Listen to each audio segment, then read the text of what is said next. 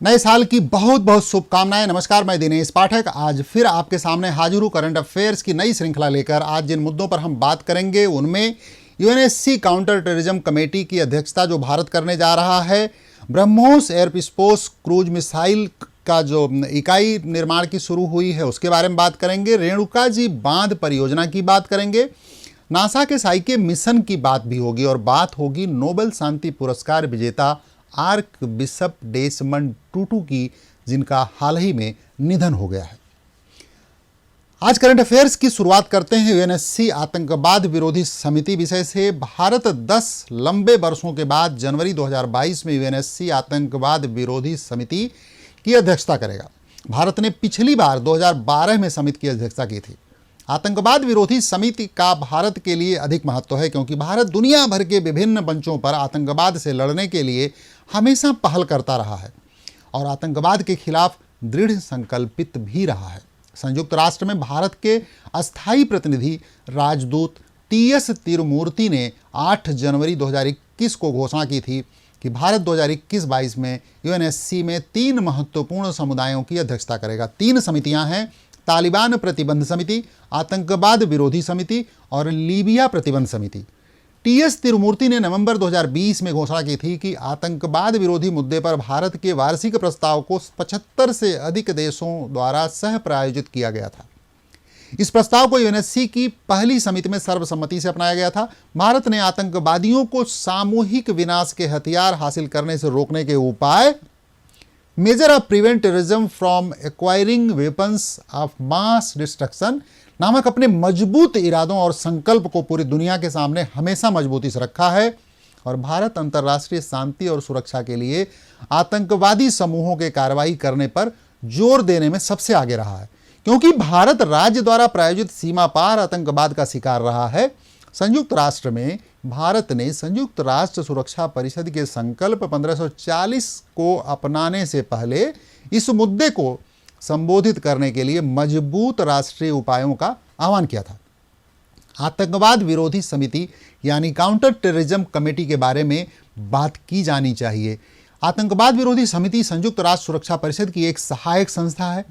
यह एक 15 सदस्यीय समिति है जिसे अमेरिका में 9/11 के हमले के बाद संयुक्त राष्ट्र सुरक्षा परिषद के प्रस्ताव 1373 की निगरानी के लिए स्थापित किया गया था। इस प्रस्ताव में सभी राज्यों को आतंकवादी हमलों की योजना बनाने वाले समूहों पर जानकारी साझा करने, वित्तीय सहायता और आतंकवादियों को सुरक्षित पनाहगाह प्रदान करने पर रोक लगाने का आदेश दिया गया था। चलत मुसाफिर मोहिलियो रे पिंजरे वाली मुनिया। क्या मोहन भैया, बहुत खुश नजर आ रहे हो। क्या लॉटरी लग गई है क्या?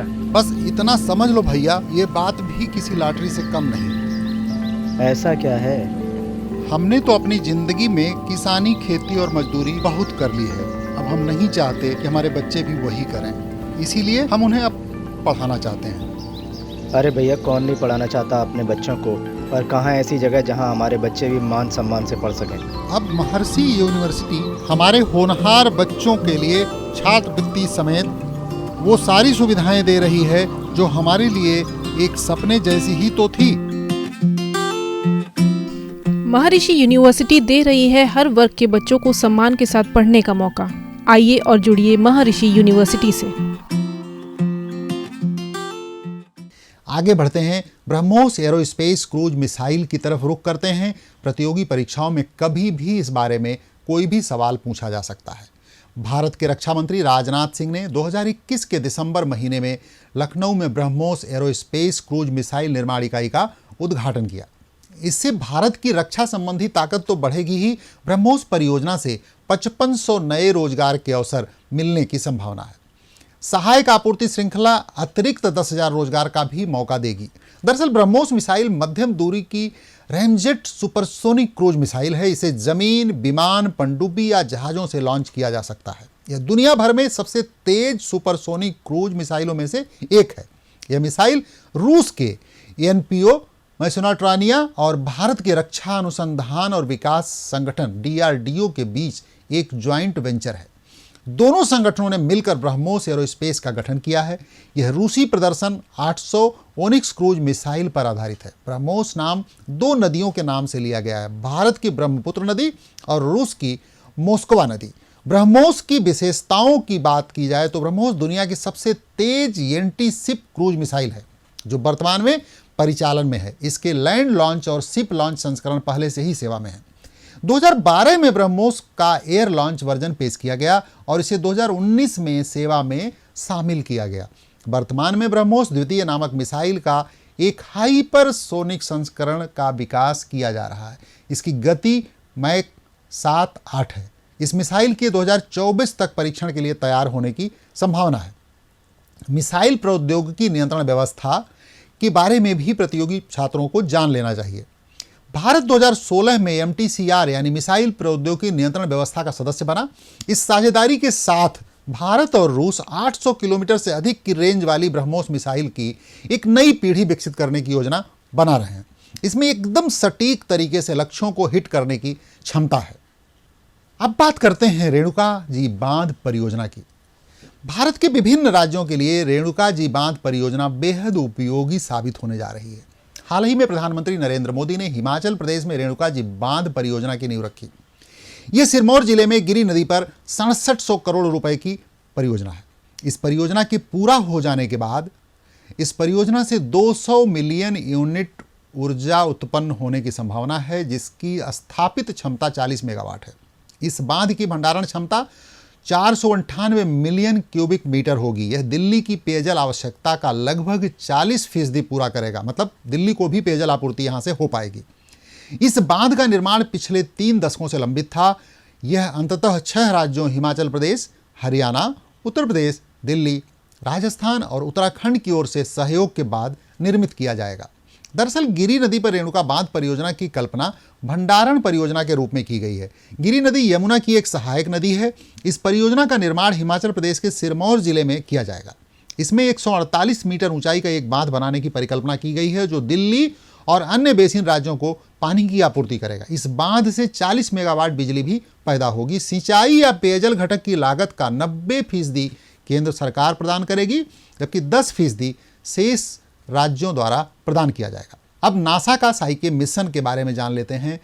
यह मिशन अगस्त 2022 में लॉन्च होगा। यह मुख्य छोटे ग्रह बेल्ट में साइके नामक एक बड़े धातु छोटे ग्रह की खोजबीन करने वाला पहल लॉन्च होगा। यह छोटा ग्रह साइके मंगल और बृहस्पति के बीच में है और सूर्य की परिक्रमा कर रहा है। साइके मिशन नासा के प्रारंभिक सौर मंडल का पता लगाने के 2 मिशनों में से एक है। लूसी मिशन प्रारंभिक सौर मंडल का अध्ययन करने के लिए, बृहस्पति के ट्रोजन छोटे ग्रहों का पता लगाने के लिए एक और मिशन है। नासा का साइके मिशन ऐसा पहला मिशन है जिसे साइके नामक एक बेहद अनोखे और विशाल धातु ग्रह की खोजबीन करने के लिए लॉन्च किया जाएगा। इस मिशन का नेतृत्व एरिजोना स्टेट यूनिवर्सिटी द्वारा किया जा रहा है। मिशन प्रबंधन, नेविगेशन और इसके संचालन को नासा की जेट प्रोपल्शन लेबोरेटरी द्वारा किया जाएगा। इस मिशन को 2017 में प्रारंभिक सौर प्रणाली का पता लगाने के लिए 2 मिशनों में से एक के रूप में चुना गया था। यह मिशन अगस्त 2022 में कैनेडी स्पेस सेंटर फ्लोरिडा से लॉन्च किया जाएगा और 2026 में साइके छोटे ग्रह पर पहुंचेगा। यह मिशन छोटे ग्रह साइके के अध्ययन और मैपिंग के लिए 21 महीने का समय व्यतीत करेगा। साइके मिशन अपने साथ जिन वैज्ञानिक उपकरणों को ले जा रहा है उसमें X band gravity science investigation, gamma ray और neutron spectrometer, multi spectral imager magnetometer शामिल है। इस मिशन का उद्देश्य यह समझने की कोशिश करना है कि कैसे ग्रह और अन्य पिंड कोर मेंटल और क्रस्ट जैसी परतों में अलग हो गए हैं। इसके अलावा धातु से बने एक छोटे ग्रह की खोजबीन करना और सौर मंडल के प्रारंभिक युगों का पता लगाना भी इसका काम है। बात की जाए साइके छोटे ग्रह की तो इतालवी खगोल शास्त्री एनिबेल डी गैस्पोरिस ने 1852 में साइके को 16वें छोटे ग्रह के रूप में खोजा था। उन्होंने प्राचीन ग्रीक पौराणिक कथाओं में आत्मा की देवी गॉडेस ऑफ सोल के नाम पर इस ग्रह का नाम रखा था। इसका व्यास 210 किलोमीटर है। यह पृथ्वी के कोर के समान ज्यादातर धातु के लोहे और निकिल से बना हुआ है। आज के करंट अफेयर्स में आखिरी में चर्चा नोबेल शांति पुरस्कार विजेता आर्क बिशप डेसमंड टूटू की। डेसमंड टूटू एक दक्षिण अफ्रीकी एंग्लिकन बिशप और धर्मशास्त्री रहे। उन्हें मानवाधिकार कार्यकर्ता और रंगभेदी विरोधी के रूप में उनके काम के लिए जाना जाता रहा है। वो गांधीवादी भी थे। 1985 से 1986 के बीच जोहान्सबर्ग के बिशप थे, फिर वे केप टाउन के आर्क बिशप बने। वह दोनों मामलों में पद संभालने वाले पहले अश्वेत अफ्रीकी थे।